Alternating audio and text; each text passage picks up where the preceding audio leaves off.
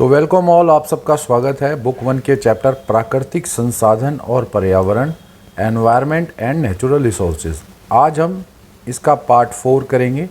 इसके पहले ही 3 पार्ट मैं डाल चुका हूँ इस चैप्टर के, और आज हम जो टॉपिक करेंगे वो होगा भारत और पर्यावरण, इंडिया एंड एनवायरनमेंट।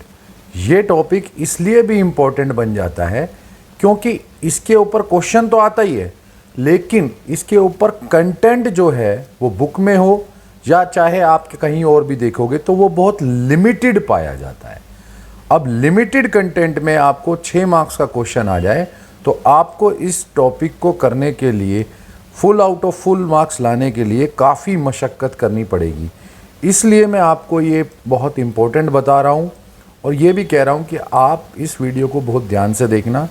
जितने भी पॉइंट मैं बता रहा हूँ उसके साथ कुछ एक्सप्लेनेशन को भी साथ साथ सुनना और लिखना, ताकि जब आप इसको अटेम्प्ट करें या आप इस टॉपिक और इस क्वेश्चन को अटेम्प्ट करें या खुद करके देखें या पेपर में करें तो आपका जो कंटेंट है वो कम ना पड़ जाए। इसलिए ये टॉपिक बहुत इम्पोर्टेंट है। और दूसरा इसका इम्पोर्टेंट होने का कारण है कि इस चैप्टर में ये डायरेक्ट इंडिया से रिलेटेड है, भारत से रिलेटेड है, और अगर भारत से रिलेटेड है तो ज़्यादा चांस बन जाते हैं कि वो क्वेश्चन एग्जामिनर आपसे करे या जिसने पेपर सेट किया है वो आपसे पूछे। तो कंटेंट और इंडिया, इसके कारण ये क्वेश्चन बहुत इंपॉर्टेंट है। इसलिए इस वीडियो को बहुत ध्यान से देखना, कंटेंट पूरा समझ लेना और उसको बहुत ठीक से ध्यान से याद रखना। तो चलिए स्टार्ट करते हैं आज का वीडियो और टॉपिक। तो सबसे पहले आपके सामने आएगा पर्यावरण सुरक्षा के लिए भारत द्वारा कौन से कदम या प्रयास उठाए गए हैं या पर्यावरण सुरक्षा के लिए भारत ने क्या योगदान दिया है। क्वेश्चन किसी भी प्रकार से पूछा जा सकता है। बात यही है कि पर्यावरण सुरक्षा के लिए भारत ने क्या क्या काम किए हैं, क्या प्रयास किए हैं, क्या कदम उठाए हैं या क्या योगदान दिया है। तो ये जो क्वेश्चन है जब आपके सामने आएगा तो आप इसके जो मैं पॉइंट्स बता रहा हूँ उनके द्वारा, उस कंटेंट के द्वारा आप इस क्वेश्चन को करेंगे। तो steps, effort, contributions taken by India for environment protection, तो ये बनता है ये टॉपिक या क्वेश्चन।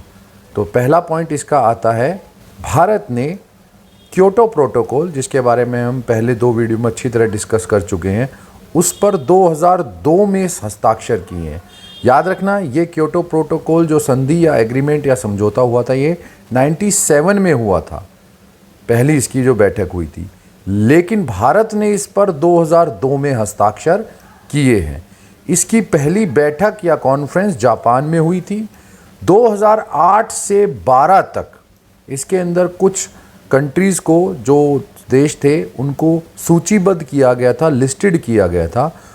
उन कंट्रीज़ को क्या करना था, 2008 से 12 तक अपना कार्बन उत्सर्जन, अपना जो कार्बन एमिशन है वो 1990 के लेवल पर 1990 के स्तर तक लाना था। मतलब उनको अपना कार्बन उत्सर्जन 5.2% तक कम करना था। और वो जो सूचीबद्ध देश थे इसमें वो इस बात के लिए सहमत भी हो गए थे। अब आपसे क्वेश्चन कई बार पूछा जाता है कि क्योटो प्रोटोकॉल के तहत कौन से देशों को छूट दी गई है। हालांकि देखो ये बात मेंशन है, भारत और चीन को क्योटो प्रोटोकॉल समझौते के तहत छूट दी गई है कार्बन उत्सर्जन में। क्यों? क्योंकि ये दोनों उभरते हुए विकासशील देश हैं, तो इन दोनों को छूट दी गई थी क्योटो प्रोटोकॉल के तहत।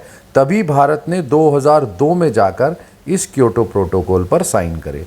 तो भारत ने योगदान में आप कह सकते हो कि क्योटो प्रोटोकॉल पर साइन किए हैं। नेक्स्ट पॉइंट आ जाता है, 2001 में भारत ने ऊर्जा संरक्षण अधिनियम को पारित किया।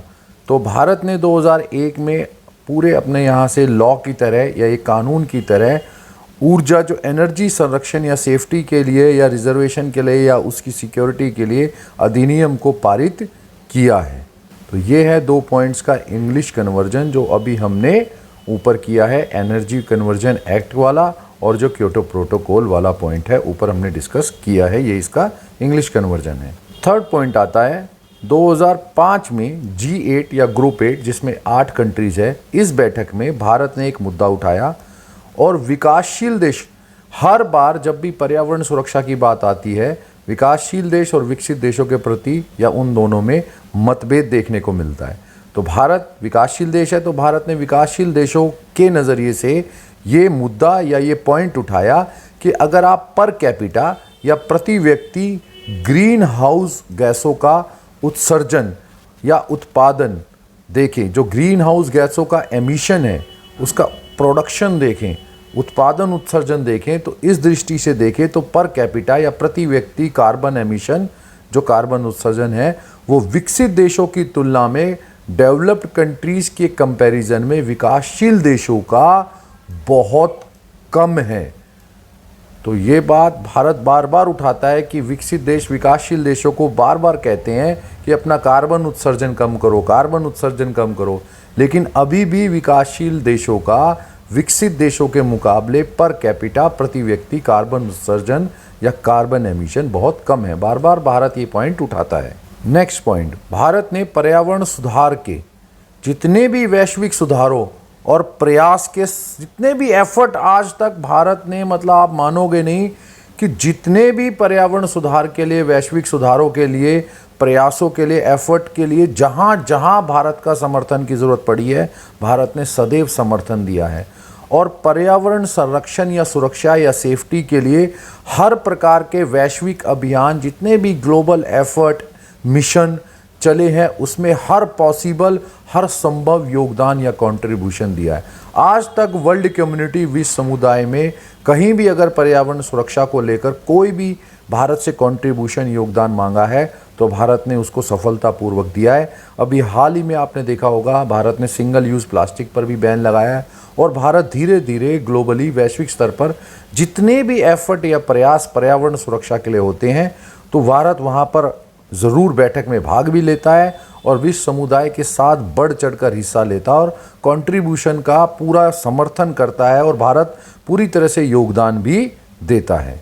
नेक्स्ट आता है 2003 में भारत ने नवीकरणीय ऊर्जा बिजली के प्रयोग पर जोर दिया है, जो रीन्यूएबल एनर्जी है, जिससे क्या होता है कि एनर्जी, ऊर्जा का प्रयोग हम बार बार कर सकते हैं, जैसे कि पानी से बनी बिजली, सोलर एनर्जी, इस तरह की एनर्जी को क्या है कि इससे पोल्यूशन भी नहीं होता है और इससे हम रीन्यूएबल दोबारा ऊर्जा का प्रयोग कर सकते हैं। तो भारत ने इस प्रकार रीन्यूएबल एनर्जी या नवीकरणीय ऊर्जा के बिजली के प्रयोग को जोर दिया है। कोयला, पेट्रोलियम जिसके द्वारा ये बिजली बनाई जाती है, तो ये नवीकरणीय ऊर्जा ना होकर बल्कि इससे जो बिजली या ऊर्जा बनती है वो काफ़ी प्रदूषण या पोल्यूशन करती है। तो भारत ने अपने पूरे नीति में, पॉलिसी में ये कोशिश की है कि भारत नवीकरणीय ऊर्जा, रीन्यूएबल एनर्जी बिजली के प्रयोग पर ज़्यादा से ज़्यादा उत्पादन करे और ज़्यादा से ज़्यादा उस पर जोर भी दिया है।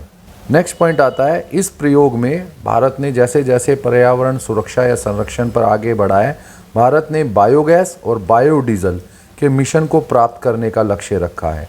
इससे क्या होगा कि हमारा कार्बन उत्सर्जन, जो कार्बन प्रोडक्शन है, वो कम होता है और भारत बायोडीजल, जिससे कि पर्यावरण सेफ्टी या यूँ कह लो कि पर्यावरण सुरक्षा पर जोर मिले, और बायोगैस इत्यादि जो स्वच्छ ईंधन है उसके प्रयोग पर भारत ने ज़्यादा जोर दिया है। तो ये है आपके इंग्लिश कन्वर्जन जो हमने ऊपर पॉइंट डिस्कस किए। नेक्स्ट पॉइंट आता है, सभी राज्यों में भारत ने प्रदूषण नियंत्रक बोर्ड की स्थापना की है।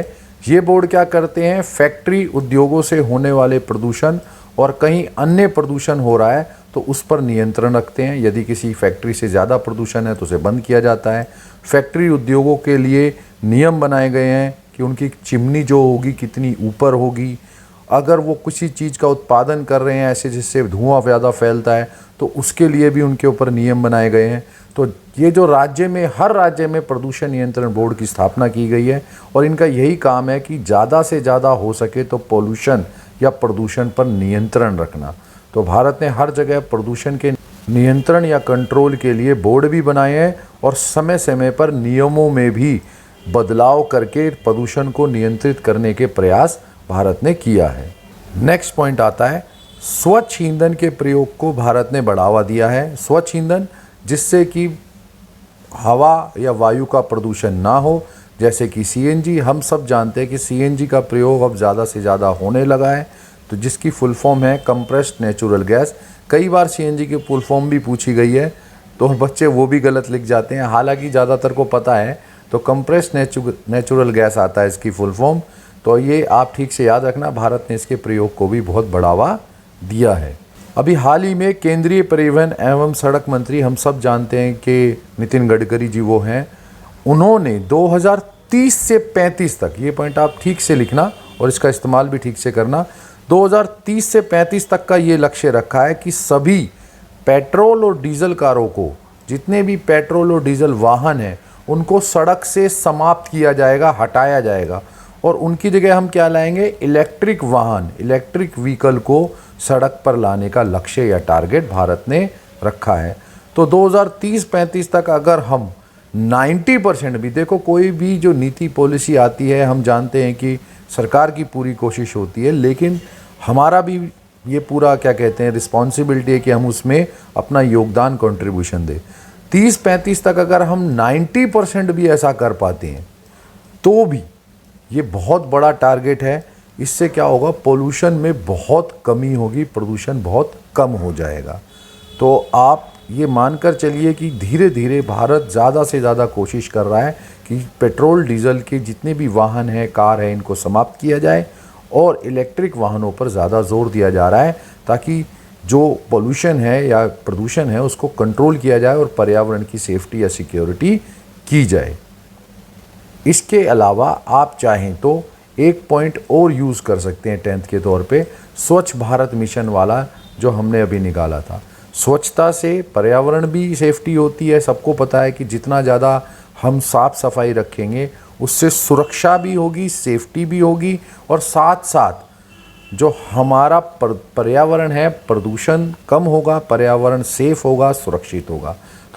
तो ना केवल साफ़ सफाई क्या होगा, आसपास रहेगी, साफ़ सफाई से पर्यावरण की भी सुरक्षा या संरक्षण होता है। तो ये वाला पॉइंट भी आप स्वच्छ भारत मिशन वाला इसमें बहुत आराम से लिख सकते हैं, उसका भी आपको पूरे मार्क्स मिलेंगे और यूटिलाइजेशन भी पॉइंट का हो जाएगा। तो ये है आपके इंग्लिश कन्वर्जन जो हमने ऊपर पॉइंट्स डिस्कस किए। स्वच्छ भारत मिशन वाला आप ज़रूर से इसमें ऐड कर सकते हैं, आपका पूरा कंटेंट हो जाएगा। एक्सप्लेनेशन ज़रूर लिखिएगा, वरना हो सकता है कि आपके इन 9 पॉइंट में जो कंटेंट है, जो वर्ड लिमिट है वो पूरी ना हो पाए। तो थोड़ा थोड़ा एक्सप्लेनेशन जो मैंने आपको बोला है वो ज़रूर से यूज़ करना। पार्ट 5 जो कि लास्ट होगा इस चैप्टर का, वो जल्दी चैनल पर अपलोड होगा, तो उसके लिए जुड़े रहिएगा, स्टे कनेक्टेड, चैनल को सब्सक्राइब ज़रूर करिएगा। जल्दी मिलेंगे हम अगली वीडियो में। Thank you for watching. मैं हूं विक्रांत, आप देख रहे हैं पॉलिटिकल साइंस 90+ मार्क्स।